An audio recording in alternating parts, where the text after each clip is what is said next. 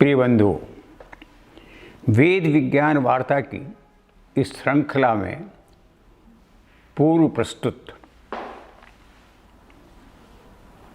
10 वार्ताओं में हमने परम सत्ता पुरुष द्वारा सृष्टि के विस्तार में ऋषि, पितर, देव, पंचलोकात्मक सृष्टि, पंच पशुआत्मक मधु सृष्टि और उसकी ज्ञान प्रक्रिया में, उपासना में, वाणी में, रूप, ऋक्, यजु और साम का संक्षिप्त स्वरूप जानने और समझने का प्रयास किया था। प्रस्तुत है आज श्रृंखला की एकादश वार्ता में उसकी सर्वथा वैज्ञानिक दृष्टि, ध्यान से सुनिए मेरा शब्द, वैज्ञानिक दृष्टि अथर्ववेद का स्वरूप वर्णन। पूर्व वर्णित ऋग्वेद को हमने परमात्मा की ज्ञान सृष्टि माना था। सबसे पहले उसको बोध हुआ तो ज्ञान सृष्टि। यजुर्वेद को हमने उसकी क्रिया सृष्टि माना और सामवेद को हमने उसकी उपासना सृष्टि माना। क्यों कहा आखिर ऐसा? और अथर्ववेद किस प्रकार उसकी वैज्ञानिक सृष्टि है? चलो इसे सहज ही समझा जा सकता है। प्रथमा परमात्मा की जी प्रथम निश्वसित पहले से उच्छ्वास छोड़ी वो वाक निकला, वाणी पहले, जैसे मैंने पहले कहा कि जब कुछ बोलता है मनुष्य तो पहले श्वास निकलती है, तो वो वाक था, वो था ऋग्वेद, जिसमें उसने स्वयं द्वारा स्वयंभू, परमेष्ठी, सूर्य, पृथ्वी और चंद्रलोक के रूप में रचित पंचपर्वा सृष्टि का सम्यक बोध मंत्रों के रूप में कराया। फिर इसका क्रियात्मक स्वरूप यजुर्वेद में ऋषियों द्वारा वर्णित हुआ और उसी क्रम में परम पुरुष की महिमा का गान सामवेद के रूप में प्रकट हुआ। अब बारी है चतुर्थ अथर्ववेद की। परिभाषा के अनुसार अथर्ववेद में उसके द्वारा उसके द्वारा प्रणीत ऋषियों ने ब्रह्म विद्या, धरो यशोगान, स्वराज्य शासन, आश्रम व्यवस्था, दीर्घ जीवन, आरोग्य, ज्ञान वृद्धि, संगठन शक्ति, विजय प्राप्ति, औषधि विज्ञान, तंत्र, मंत्र आदि विभिन्न विषयों का विविध एवं वैज्ञानिक स्वरूप बताया। अथर्ववेद 2 शब्दों से मिलकर बनाया, अथर्वन प्लस वेद। अथर्व जो चलता फिरता नहीं था, हिलता डुलता, स्थिर अर्थात निश्चल स्थिर वेद का ज्ञान अथर्ववेद है। इस बात को बताते हुए इसका पूर्व प्रसंग क्या था, मुंडकोपनिषद में इसका उल्लेख प्रथम 2 मंत्रों में हुआ है। ओम ब्रह्मा देवानां प्रथम संभवो है, विश्वस्य कर्ता भुवनस्य गोप्ता, स ब्रह्म विद्याम सर्व विद्या प्रतिष्ठान अथर्वाय ज्येष्ठ पुत्राय प्राह। अथर्वणे या प्रवदित ब्रह्मा अथर्वता ताम पुरोवाचांगिरे ब्रह्म विज्ञा। अर्थात ब्रह्मा देवताओं में सर्वप्रथम हुए जो समग्र विश्व के सामाजिक संगठन करता थे। पहली कृति थी वो परमात्मा की, परम पुरुष की, और देवों के माध्यम से समस्त संसार की रक्षा करने वाले थे।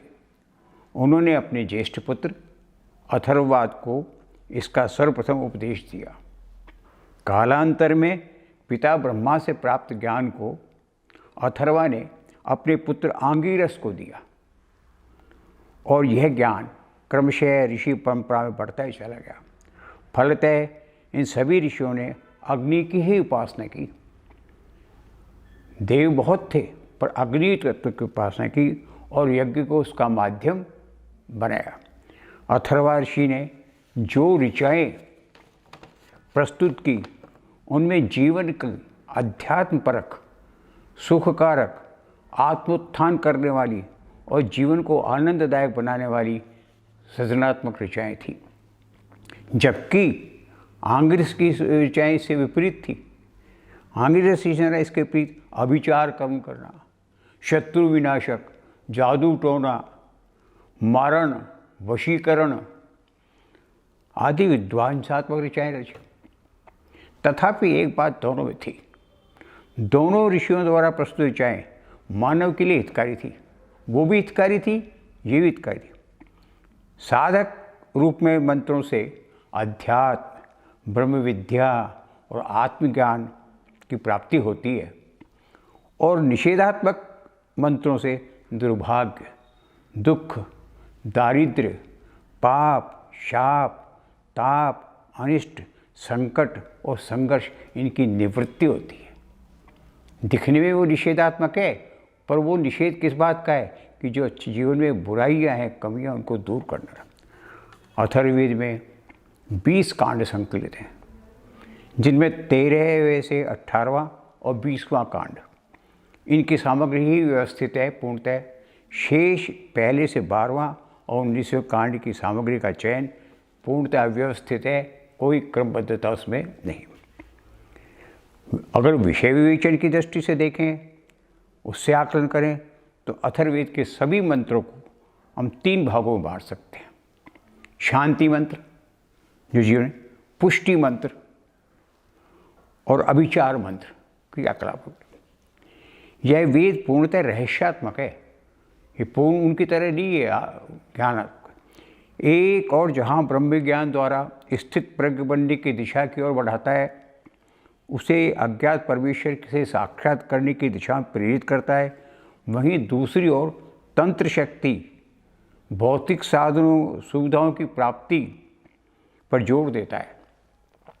शारीरिक और मानसिक पीड़ाओं का मंत्रोच्चारण द्वारा निवारण करने के अनेक उपाय इसमें बताए गए, जिनका प्रयोग करके प्राय आधुनिक तांत्रिक वेदक वो अपने अपने जो भक्त हैं, शिष्य हैं, उनको निवारण के उपाय बताते रहे। चिकित्सा विज्ञान का तो अथर्ववेदिक जनक है और आदि ग्रंथ कहना ही उचित होगा, जिसमें विविध रोगों के शमन और आयुर्वेदिक चिकित्सा के सारे बीज निहित हैं।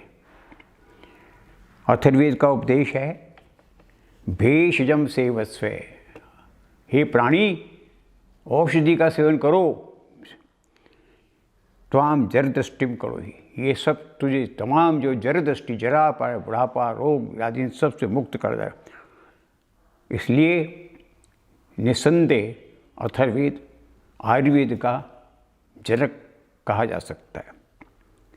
इसके अलावा अथर्ववेद में राजतंत्र, सामाजिक व्यवस्थाओं और ज्योतिष शास्त्र से संबंधित मंत्र भी बहुत समाये हुए हैं। समग्र रूप में अथर्ववेद विविधम ज्ञानम विज्ञानम, प्राय आज के तर्कशास्त्री ज्ञान और विज्ञान के बीच में रहस्य नहीं कर पाते।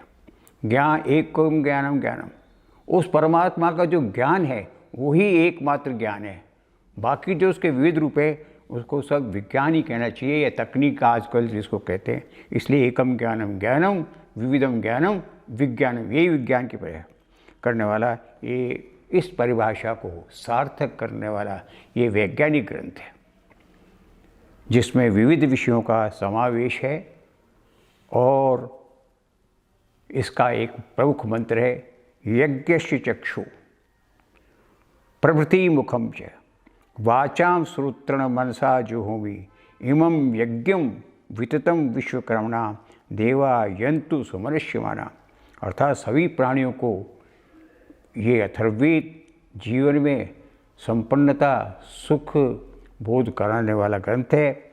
इसलिए मन, वचन और कर्म से इसे लोक कल्याण के लिए स्वीकार कर सर्वथा प्रचारित करना चाहिए, यही हमारा दायित्व है। इति ओम।